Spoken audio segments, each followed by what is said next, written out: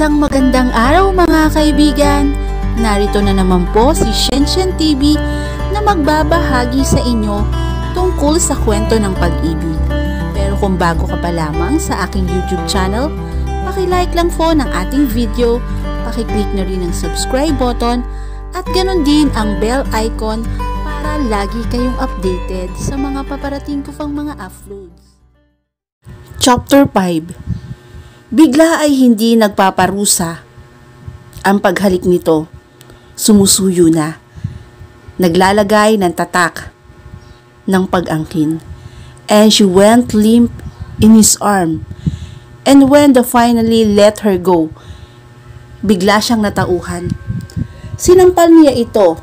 And this time ay hindi na ito nakailag. How dare you! Kiss me!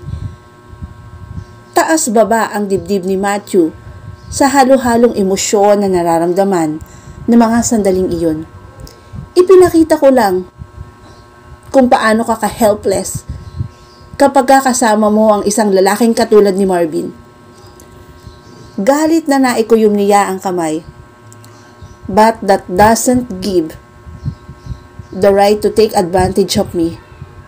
I hate you! Oh, how I hate you!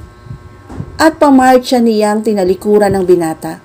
Pagpasok sa kanyang silid, ay padapang ibinagsak niya ang katawan sa kama at humagulhol. Nobody treat her like that! How dare you! How dare you! Nanggingit-ngit niyang nais sa loob habang mahigpit na nakakuyom ang mga kamay sa bedsheet. Ipapakita niya sa lalaki na kaya niyang tumayo sa sarili niyang mga paa, na kaya niyang magdesisyong mag-isa. She doesn't need him. Kahit kailan. Ang galit niya ay pinilit niyang pawiin sa pamamagitan ng pag-shower. Matagal siyang naglagi sa banyo. Hinayaan ang katawan na lunurin ng malamig na tubig mula sa shower head. She felt refreshed. Inabot niya ang nakasampay niyang knee-length na olive green terry cloth bathrobe. Isinuot yon at itinali ang sa kanyang bewang. Lumabas siya sa bedroom at pahakbang niyang patungo sa kanyang bedroom at nagulat siya nang madatnan si Matthew roon at hinahalungkat ang kanyang bag. What are you doing here? Galit niyang paninita, feeling her temper rising again. Why can't he leave me alone? For God's sake! Hinarap siya ng binata at salubong ang mga kilay nito sa galit habang hawak ang isang plastic. I want you to explain kung ano ang ginagawa nito sa bag mo. Ibinuhos nito sa sahig ang laman ng plastic na hawak. And she gulps. Iba't ibang klase ng droga ang kanyang nakita. Cocaine, shabu, mga injectable drugs, capsule, syrup, at mga paraphernalia. She could feel the chill all over her body. Wala akong alam dyan. And she stopped. Naalala niya si Marvin. Hindi ba't ito ang kumuha ng kanyang bag kanina?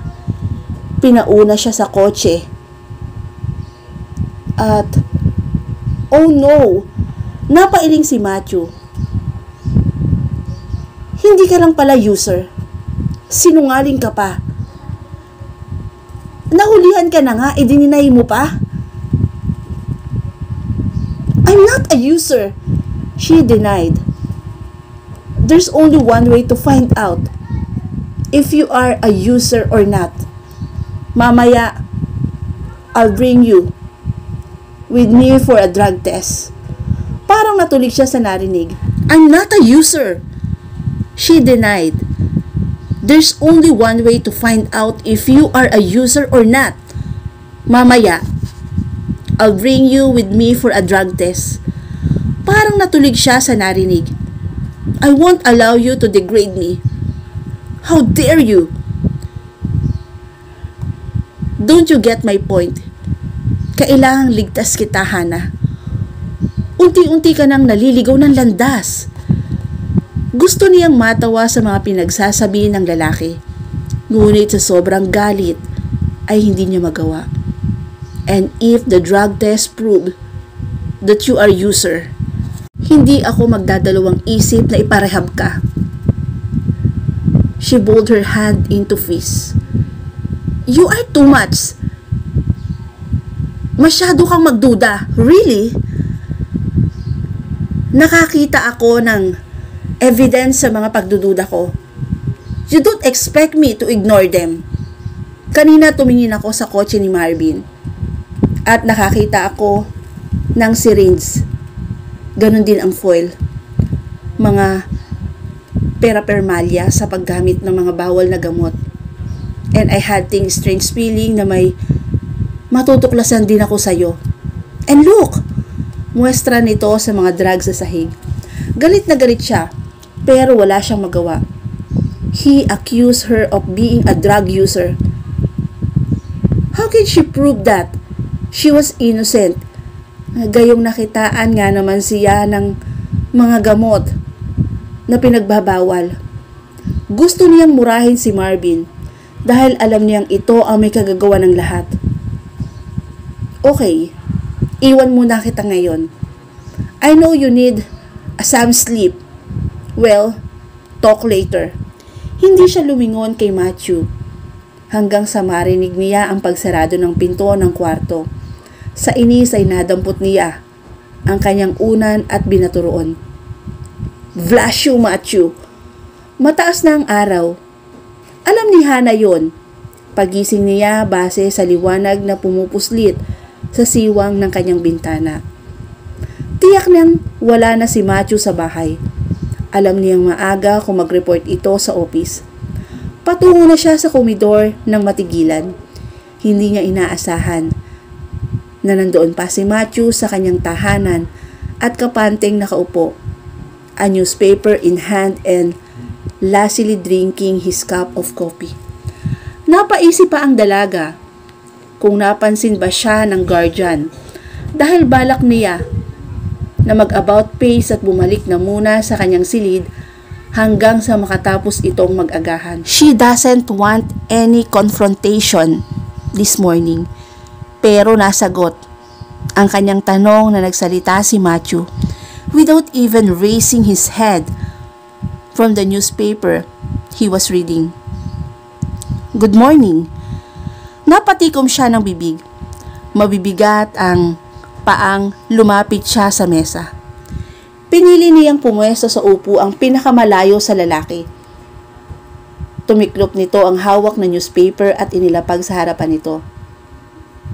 After you had your breakfast, I would like to talk to you.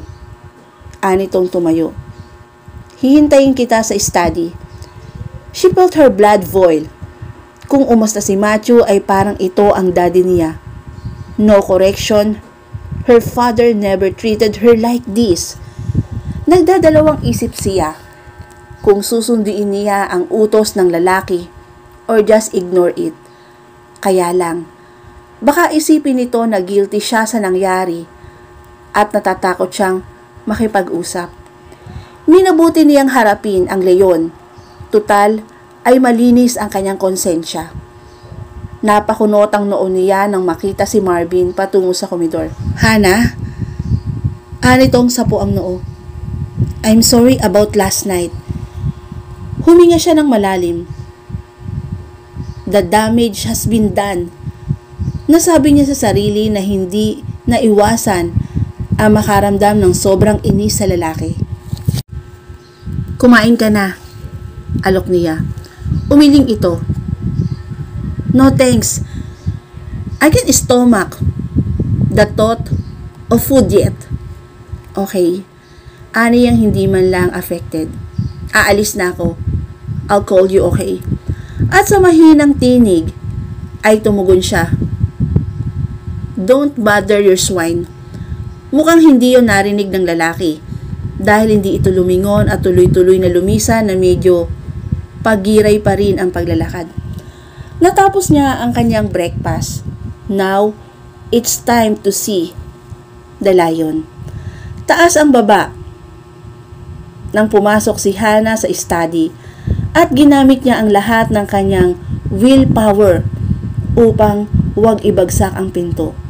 Natagpuan niya ang lalaki na nakaupo sa swivel chair. "Have a seat." Kalmanteng utos nito. Halos padabog na sumunod siya. Isinirado ni Matthew ang folder na mga papeles na pinag-aaralan nito at tinitigan siya. "I am very disappointed with your behavior, Hana." Napakuyom ang kanyang kamay sa narinig. "So what? When your father ordered me to be your guardian, naisip ko na hindi mo kailangan yon dahil alam kong you can take care of yourself. Pero sa mga nakikita ko ngayon, nilabanan niya ang tingin nito. I feel so devastated in knowing that I am failing." There was so much anguish in his voice. "I tell you frankly, I don't know if I'm a big man enough to take care of everything." Mabigat ang iniwang responsibilidad ni Tito Alfred sa akin. I feel that the whole world is on my shoulder. There is the company, my own family, and you. Did your father force you to say yes? Hamon niya. I can't say no to the request of someone dying. But since you are claiming that I am a burden, I am freeing you now of that unwanted responsibility. Napailing si Matthew. What I want from you is corporation, Hana.